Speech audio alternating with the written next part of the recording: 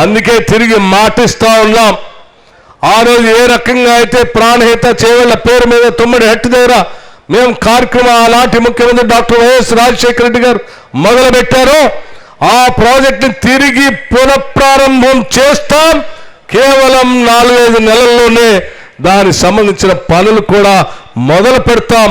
ఆదిలాబాద్ జిల్లాకి నీళ్ళు ఇస్తామని కూడా ఈ సందర్భంగా మనవి చేస్తాం. అట్లాగే మిత్రులారా, ఈ పిప్పిరి గ్రామానికి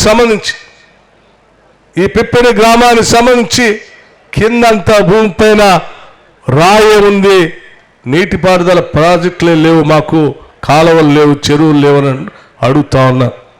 కడెం వాగు పైన పిప్పిరి లిఫ్ట్ ఇరిగేషన్ కావాలని అడిగారు. దాదాపు 45 కోట్లతో పిప్పిరి లిఫ్ట్ ఇరిగేషన్ని శాంక్షన్ చేస్తున్నామని కూడా ఈ సందర్భంగా మీ అందరికీ తెలియజేస్తా ఉన్నా. అట్లాగే ఇక్కడ అంబేద్కర్ భవన్ సంబంధించి 2 ఎకరాలు కేటాయించాం.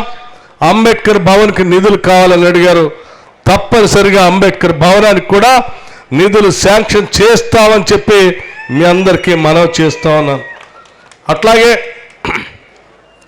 గతంలో ఇక్కడ చెప్పినటువంటి ప్రాజెక్టులకు సంబంధించి నేను మిత్రుడు చెప్పాడు మీకు ఇప్పుడే, బజ్జు గారు బడ్జెట్ ప్రిపేర్ చేస్తూ ఉన్నాం.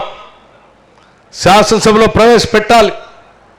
ఒక్కో శాఖల వారీగా బడ్జెట్ తయారు చేసే సందర్భంలో ఆ కాగితాలు చదువుతూ ఆదిలాబాద్ సంబంధించిన ప్రాజెక్టులు ఇందులో కలపట్లేదు ఏంటని చెప్పి ఆపి మరీ ఫోన్ చేసి అడిగాను బొజ్జుకి.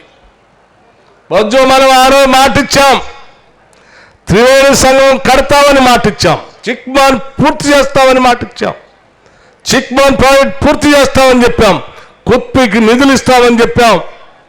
మరి ఏమైంది? ఇంకా ప్రపోజల్స్ రాలేదు, అర్జెంటుగా పంపించని రాత్రి పడుకున్నటువంటి బొజ్జును ఫోన్ చేసి లేపి దానికి సంబంధించిన సమాచారం తెప్పించుకొని రాత్రి దాంట్లో బడ్జెట్లో పెట్టి తెల్లారే అసెంబ్లీ సమావేశాల్లో వాటికి నిధులు కేటాయించడం జరిగిందని మీ అందరికీ మనవి. కుత్పి అనేది బోత్ శాసనసభ నియోజకవర్గానికి సంబంధించి చిరకాల వాంఛ.